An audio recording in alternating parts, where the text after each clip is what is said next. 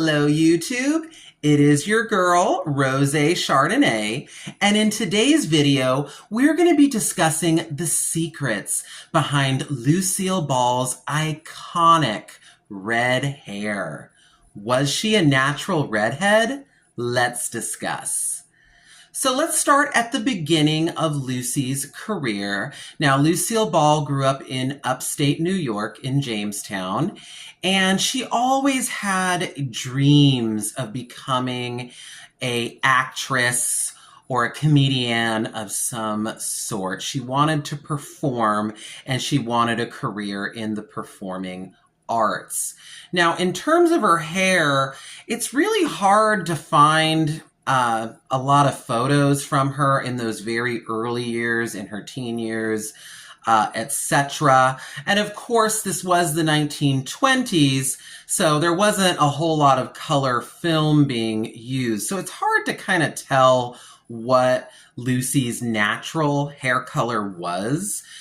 In interviews, she always described her natural hair color as being mousy brown, which isn't really a term that you hear a lot nowadays.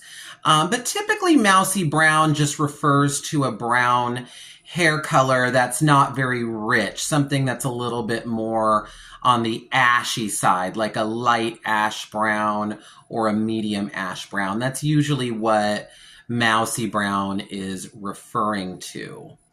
But she wouldn't actually keep her natural hair color for very long at all. Wanting a career in show business, Lucy went down to New York City to try her hand at becoming a Broadway actress. But unfortunately, she just didn't have any connections. She was very, very young still at that time. She didn't have the best singing skills. She had no formal training in acting. So she couldn't really get cast. So in order to survive and keep a roof over her head and food in her stomach, she decided to become a model. And it worked out perfectly for Lucy because she was very pretty, very tall, very slim, and she found a lot of success as a model, both modeling clothing on runways as well as in print ads. But they felt that for her photographs, her look could be improved if they lightened her hair somewhat. And this was, by this point, the early 1930s. And Jean Harlow, famous movie actress, had taken the entire world really by storm. Every woman in Hollywood was going for that platinum blonde look so that they could look like Jean Harlow. And everyone in Hollywood and every woman around the world started bleaching their hair to have that kind of platinum blonde shade. And so they did the same thing to Lucy. They bleached out her hair. And she continued with her modeling career. But by the summer of 1933, Hollywood came calling. And she had an opportunity to audition for Samuel Goldwyn because he needed some showgirls for a new movie that he was working on starring Eddie Cantor called Roman Scandals.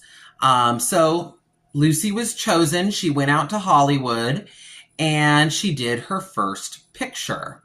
That picture led her to be given a contract with RKO Pictures.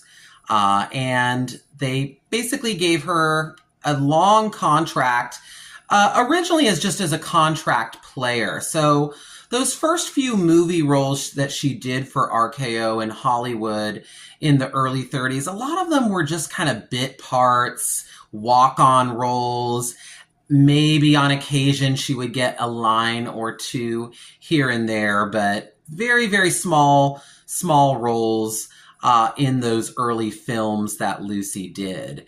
But she commented later on in life in interviews that she didn't really mind because it was a process of learning for her. She learned how to conduct herself on the set, learned how to, perform in front of a camera and all of that good stuff. So for her, she was just happy to be part of show business. So much so that she even brought her mother and her brother and her grandpa out to California to live out there with her.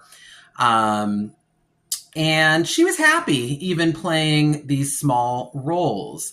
And she continued to bleach her hair platinum blonde because it was the trendy thing to do at that time in the 30s. She also continued with some modeling work here and there to pay the bills. She really took some gorgeous pictures during this time. We often think of Lucy as being this funny, wacky comedian with all of the face pulling and the funny faces that she would make on her TV series like I Love Lucy and The Lucy Show and so forth. But in reality, Lucille Ball was a very beautiful woman. She had gorgeous bone structure. And really photographed just beautifully. And she took some really beautiful pictures during this kind of early part of her career. And she was platinum blonde. The studio kept her platinum blonde. They kept a lot of their actresses blonde at that time because that was kind of the trendy thing. And Lucy continued to work regularly in these little small parts and walk-on roles that she would be given. But her luck was about to change, and in a very big way. In 1937, she had the opportunity to star in a big RKO picture called Stage Door. And in this movie, she was going to play along with some very big name actresses at the time, such as Katharine Hepburn, probably RKO's biggest name actress, as well as Ginger Rogers, who was very, very popular at RKO. She did a lot of musicals with Fred Astaire at the time. And Lucy had the opportunity to perform alongside these big name actresses. But the studio was starting to feel that Lucy's platinum blonde hair just wasn't working for her. A lot of people in the industry said that she didn't make a good blonde. I kind of disagree. I thought she took some really pretty pictures during this time. But a lot of people in Hollywood and producers and directors thought that blonde hair washed her out, which I also can kind of see. I actually think she does look better with darker hair or with red hair. But she also looked beautiful as a blonde. I think she just couldn't go wrong. She was a beautiful woman. But they felt that the blonde hair was washing her out. Also, by that point, 1937, that whole platinum blonde trend was kind of on its way out. It had been kind of played out by that point. And you started to see Hollywood actresses, doing different hair colors besides platinum blonde. The trend was kind of over, in other words. So they decided to darken Lucy's hair for that role in Stage Door, and they brought her down closer to her natural hair color, which was like a light brown color, is what they dyed it, essentially. And this movie ended up being very, very successful. Not only did it star some of their biggest named actresses, but Lucy had a pretty good supporting role in this movie. She had more than just a few lines, in other words, and she got noticed. Now, it's really difficult to see what her true hair color was during any of these years because she was mostly filmed in black and white. The photos that she took were black and white, and the movies that she was appearing in were filmed in black and white. So it's hard to know what her true hair color really was during this period, but it looks like RKO was trying every shade of brunette imaginable. So they did like a light brown and a darker brown, almost black in one of the movies that she did. They made it a very dark brown. She actually auditioned for the part of Scarlett O'Hara. She obviously didn't get it. But she had that kind of dark brunette hair like Vivian Leigh during that time around 1938 and 1939. So she was kind of making her rounds auditioning. At this time, she also started getting more leading roles at RKO. However, they weren't the bigger budget, A movies. They were giving her leading roles more in what was called B movies at the time. Those were lower budget movies that showed at, smaller movie theaters around the country. They weren't like those big blockbuster films, but kind of lower budget, what they referred to as B movies. But nonetheless, she was starting to get leading roles. So she kind of went through lots of different shades of brunette at this time. RKO decided, hey, we want Lucy to be a brunette, not a blonde. So they did various colors. She even dabbled a little bit into red at some point during this time. They did kind of a reddish brown auburn color on her. Nothing near that flaming atomic orange red that she would end up having later on. But they started to dabble in reds and, like I said, lots of different shades of brunette. Fast forward to 1940. This was a big year for Lucy. This was the year she met her first husband, Desi Arnaz, on a movie set, the film Too Many Girls. And RKO decided to change Lucy's hair again. They decided, maybe brunette is too harsh for her. So they did blonde again, but this time they did kind of a darker, more natural shade of blonde, kind of like a honey blonde. And you started to see kind of the first color photographs of Lucy during this time. Like I said, prior to that, she was mostly photographed in black and white. And of course, her movies were in black and white. So this is kind of the first time we see her in true color. Like I said, most of the pictures before that were in black and white. Now, some of them have been colorized, so I probably will include some of those, artificially colorized photos, just so you can kind of get an idea of what her hair color might have looked like. But it wasn't really until the 1940s that we started seeing kind of true color photos of Lucy. So she kept that honey blonde color throughout the early 1940s. She went on to marry Desi Arnaz. Later on, they would create probably the biggest empire in television history together.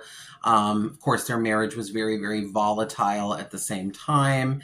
But she married Desi in 1940. She continued to work. She did some of her best movies, actually, in the early 1940s. She started to make a little bit more of a name for herself by this point. She did a really good movie called The Big Street in 1942 with Henry Fonda. That was just amazing. I highly recommend you check it out. It was a very dramatic role for Lucy. I know we usually associate her with comedies, but she had a lot of talent for dramatic acting as well. So she kind of dabbled at this point, kind of with these light brown, dark blonde, honey blonde hair colors. Fast forward to 1943, her contract with RKO had come to an end, and she caught the eye of a even bigger studio at the time, MGM. And MGM wanted to use Lucy in some big budget Technicolor musicals. And so they had plans for Lucy. They wanted to kind of build her career and see if she worked out in some bigger budget color movies. But they wanted her hair to really just sizzle on the screen. So they decided to do something really drastic with Lucy's hair. So off to the Hollywood salon she went, to the Max Factor salon, famous Max Factor salon. And the beauticians there dyed her hair a flaming atomic orange red color so that it would really, really pop on the Technicolor film. And it even caught Lucy off guard when she first looked at herself. She commented, wow, nobody has color like this. She thought it was kind of artificial looking. She thought it was very unnatural. But the color proved to become a big hit for Lucy. Not only was she highly recognized because of this bright red hair, she got a lot of attention. She attracted a lot of attention for having this bright orange red hair. But this was also the first time movie audiences were seeing her in color. Remember, prior to this, she was mostly seen in black and white. So, on the color film, she immediately became known for this bright, bright orange red hair. And it became synonymous with Lucy. It became her trademark because they didn't see her hair color before. So they just assumed that she always had this bright orange red hair. And like I said, it quickly became her trademark. And she would remain a redhead for the rest of her life. Now, throughout the 1940s, she did experiment with some different shades of red. Darker, more auburn shades of red, brighter, more coppery shades of red, strawberry-ish blonde shades, and kind of everything in between. With an interview with her hairstylist, Irma Kuzli, she said that they eventually settled on a Clairol hair color, a permanent hair color, called Golden Apricot. That became her signature shade. Not really like a true deep red, but more of kind of like that orangey, coppery kind of apricot color. And they used just a regular Clairol permanent hair dye to achieve it. Now, those of you that have ever dyed your hair red, you know that red is just one of those colors that just tends to fade out the fastest. The molecules are very large in red pigments, so they tend to fall out of the hair, even if you're using permanent hair color. So what did they do to keep Lucy's hair vibrant in between color jobs? Well, they employed the use of henna. And now henna has been around for centuries. It's a natural product. It comes from a plant. The leaves are actually crushed up into a powder. You mix it with water, you apply it to your hair, and it colors your hair red. And like I said, this has been around for centuries. The ancient Egyptians used it, the ancient Greeks, lots of different cultures throughout history used henna to color their hair red. So that's what they used. It was a special secret henna rinse that they would put on Lucy's hair kind of in between color jobs to keep her bright hair, her bright red hair, as vibrant as possible. And it really worked. Now, I don't know if it's an urban legend or a myth that it was like a secret henna rinse recipe. Some articles even said that she kept it locked in a safe. I don't know how true that is. That could be just an urban legend. But whatever she was doing, it was working because her hair stayed bright red. You rarely ever saw it faded, maybe occasionally. But for the most part, she kept her hair pretty bright red. And she would maintain this hair color truthfully for the rest of her life. It became, like I said, her trademark. And even when she went into television in 1951, her and her first husband, Desi Arnaz, created their production company, Desilu Studios, and they launched their TV series, I Love Lucy, which would go on to become the biggest television series of all time. It was #1 in the ratings for virtually its entire run. It has ran in reruns ever since. Here it is, over 70 years later, and it's still being run in reruns. That's just how popular it's been. It's been dubbed in many different languages. It's been shown all around the world. Arguably, probably the biggest television series of all time.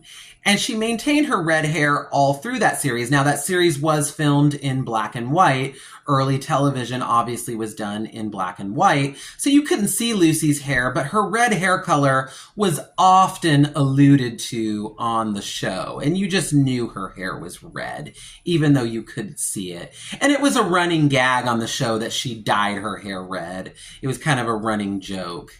And like I said, she continued to color her hair red through all her subsequent television projects. She would go on to divorce Desi Arnaz in 1960. The I Love Lucy series thus came to an end. A couple years later, she returned to television with her second series, The Lucy Show. She brought back Vivian Vance, who played Ethel on the original I Love Lucy series. And that show remained very, very popular as well throughout its run. In the 1970s, she did another series called Here's Lucy with her real-life children, Lucy Arnaz and Desi Arnaz Jr. And like I said, she continued to have red hair. Now, around 1958 or 1959, Lucy started employing an old Hollywood technique to make herself look younger. Marlene Dietrich did this. A lot of other Hollywood actresses did this. It was just basically like surgical tape kind of connected to this contraption that would basically just kind of tape your face back, kind of producing a non-surgical facelift effect. And then you would hide the tape with a wig. And so that's exactly what Lucy did from about 1958 all the way until her death in 1989. Anytime she appeared on television or in movies or at major public appearances, she would tape her face back and wear a wig. She had very delicate skin. She did end up having an eye lift in the early 60s, and it took so long to heal that she just went right off the idea of ever having like a full facelift. She just had the type of skin that took a long time to heal, so she didn't want to have a surgical facelift, so she just taped her face back instead and covered it with a wig. And she had her wigs styled and colored. They were human hair wigs, and she had them styled and colored to match her real hair identically.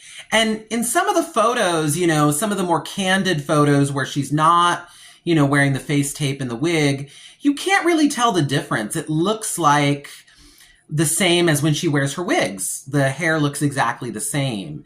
Whoever was styling those wigs, I believe it was her hairstylist Irma Kuzley, really did a great job. It matched Lucy's real hair both in style and color pretty much identically. It was pretty amazing what she was able to achieve. And she continued to do this for the rest of her life. The only time in those later years where she ever deviated from red hair was right around 1974. She had done the movie version of the musical Mame. And in that movie, the character Mame changed her hair color a lot from brunette to red to blonde. And when she was doing, press for the movie, she did kind of change it up a little bit and sometimes would appear on interviews on television with like a brunette wig during that time. But it was very, very short-lived, and it was really just done to promote the movie. She pretty much went right back to red hair. Again, that was her trademark. That's what the public associated with her. Was her bright red hair. And she couldn't really deviate from that. The public wanted to see her with red hair. And she continued to do that through her older age. She aged very, very gracefully. And she looked very, very beautiful. She didn't like I said, have like a lot of plastic surgery, like maybe other Hollywood actresses had. So she kind of aged a little bit more gracefully. She continued to do that technique with the wig and the face tape, really up until her death. Her last public appearance was at the 1989 Academy Awards. And she actually died, sadly, just less than a month after her appearance at the Academy Awards, still with her bright red hair. And it really became Lucy's trademark, but she was not a natural redhead, as many people think she was. A lot of people think she had naturally red hair, but no, she was a natural brunette that went through pretty much every single hair color under the rainbow, from her natural hair color to platinum blonde for many years, to many shades of brunette, to many shades of red, before finally settling on her signature color, Clairol Golden Apricot, with a little bit of henna mixed in. So that's the secret on Lucille Ball's hair. Let me know what else you would like to see, what other videos you would like to see. And that's it for today. Don't forget to like, comment, and subscribe. And we'll be looking forward to seeing you again next time. Thank you all so much. Bye.